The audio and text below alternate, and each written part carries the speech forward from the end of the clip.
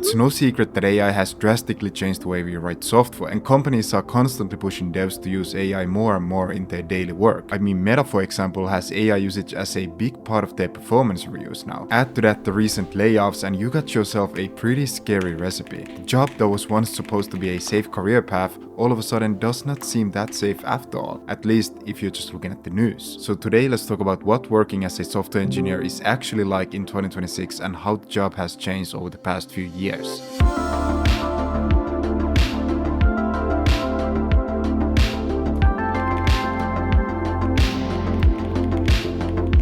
First, let's address the elephant in the room, AI, and how AI has changed the way I code. I still remember a couple of years ago when AI was just this cool fancy autocomplete, but nowadays these AI tools are actually getting pretty advanced. This video is just gonna be my own real thoughts and we'll go over how I've seen AI change my job in real time. Anyways, the way we build software has definitely changed and nowadays it's more like driving a tractor rather than being on the field farming yourself. We also have some of the best engineers in the world saying they barely write any code anymore. And at the same time, we have software stocks selling off hard due to fears of these entire companies being replaced by AI, which is another topic in itself. But here's the thing, these people who say they don't write code anymore are people who are great engineers. They don't have to write any code because they can direct the AI to do exactly what they want. And that's the difference between a normal person vibe coding versus an experienced engineer. You know, this is not something that your average Joe from the street can do. And that's why companies who say they're AI native or whatever are still hiring developers to this day. The way a software engineer can prompt AI is completely different than someone else because we understand what needs to be done under the hood. So now we're in a situation where software engineers are panicking about AI because we don't realize that things that seem trivial to us after years and decades of programming are actually pretty complex, and we often overestimate how easy something is for the average person. Yes, I'm talking about your onboarding flow that nobody else than the person who wrote the code for knows how to navigate. Now you may be asking, Luke, what do I do if AI is writing all the code? I think you need to become someone who's not only a full stack engineer, but a full stack individual. Your value doesn't come just from the fact that you can write code anymore,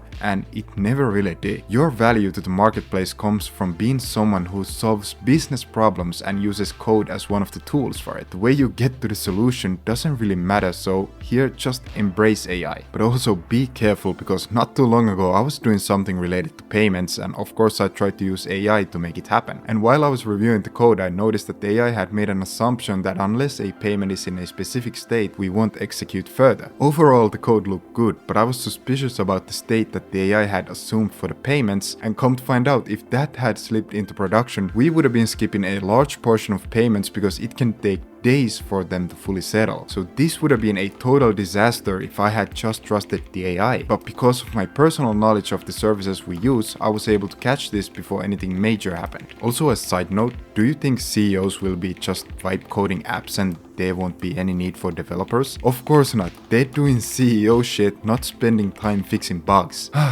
Honestly, I see this trend of people outsourcing their thinking to AI as a huge opportunity to people who take the time to educate themselves, because if you take the time to study the fundamentals and add AI on top of that, then you'll run circles around the people who don't take the time to build that foundation. But still, my main message here is embracing AI and trying out as many tools as you can and really getting comfortable using AI, because as cheesy as it sounds, AI might not replace you, but a developer using AI definitely will, which brings me to Genspark. Now, you probably noticed that nowadays there's a different AI tool for almost everything, from your typical text generation LLMs to image generation to text to speech, etc. The issue here is that if you want to be using many of these tools, you need multiple different subscriptions, and as you can imagine, it gets expensive quite fast. And this is exactly the problem that Genspark aims to solve. They bring all these different AI models and services under one subscription. So they're the first all-in-one AI workspace and scaled to 200 million annual recurring revenue in just 11 months. And for 2026, they're offering unlimited usage of the AI chat and image generation if you go for the annual plan. Lately, as the markets have been crashing, I've been deploying more and more capital into the markets, and I couldn't find an app to track everything in one place, so I decided to make one myself and was able to build a solid MVP of the app using Genspark's AI developer. You can also build custom workflows for things like cleaning up spam emails from your inbox. This workflow can run daily, for example, or you can make a workflow that analyzes current trends on social media and give gives you content ideas based on that. So I can edit the workflow here, set the interval as to how often it runs, and select what topics I want scraped. And since I'm in the tech space, I want to know what cool tech related stuff has been popping off lately and see if there would be some good content ideas related to those that I could create as well. So yeah, I really like the idea of what Genspark is doing, and they're constantly rolling out new features and improving the experience. They also offer you free credits, so you can just play around and see for yourself if you like the product. I'll leave the first link in the description where you can give Genspark a shot, and a big thank you to Genspark for supporting the channel and sponsoring the video.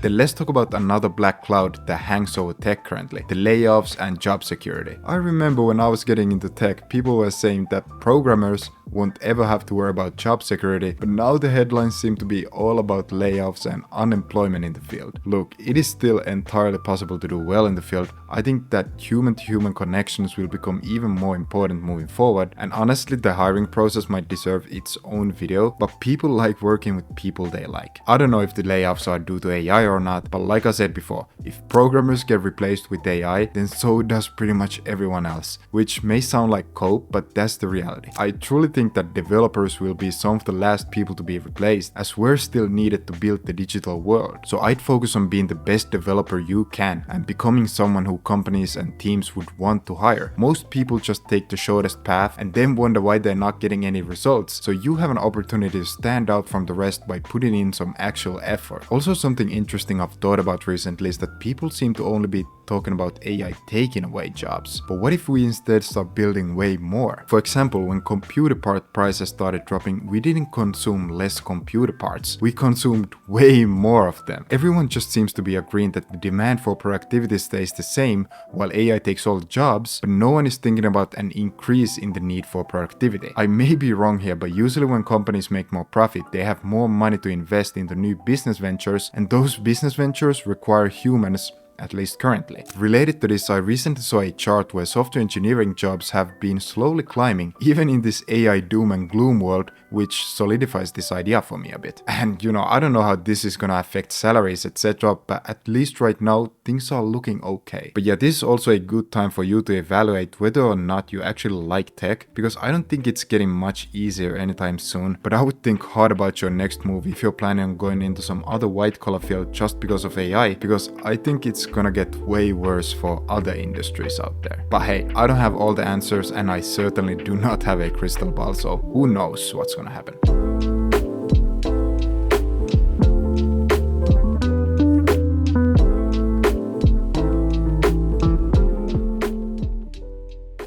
Okay, then let's ease off a bit and talk about some of the amazing things that working in tech provides for you. First of all, the freedom aspect is still a thing to this day. We can work remote, and I think that's a huge plus. I mean, you've seen my vlogs and the way I structure my days. I wake up early, get straight to work, and hit the gym during the day. And that wouldn't be possible with a regular job. So being in tech gives you the flexibility to kind of structure your days the way you like. Of course, you still gotta be present in meetings and stuff, but there's a lot of freedom. Actually, a lot of my coworkers have kids, and sometimes they have events at their, kids' school or something, and they can just go to the event without any issues, even if it's during the day. And I don't know about many other fields where that is even a possibility. Another huge perk is of course the income. At least for now, the salaries in tech are very high, and if you work at a company that gives you equity, then sheesh, you can really make a life-changing amount of money. Recently I uploaded my salary and expenses video, so definitely check that out after this one, but there's no chance I would have a job paying this well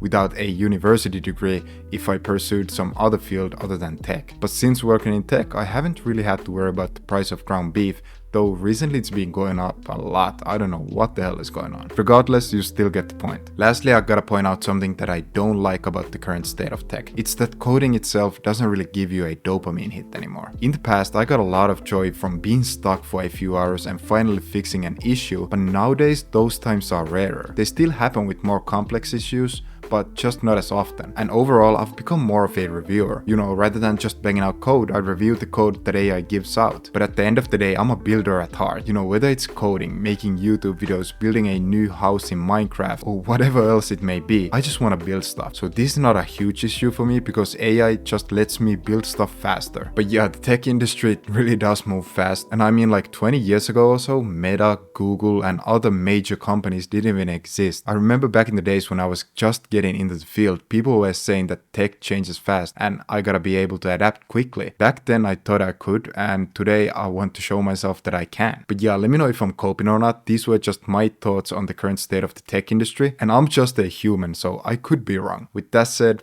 thank you so much for watching all the way to the end, and I'll see you in the next one. Peace.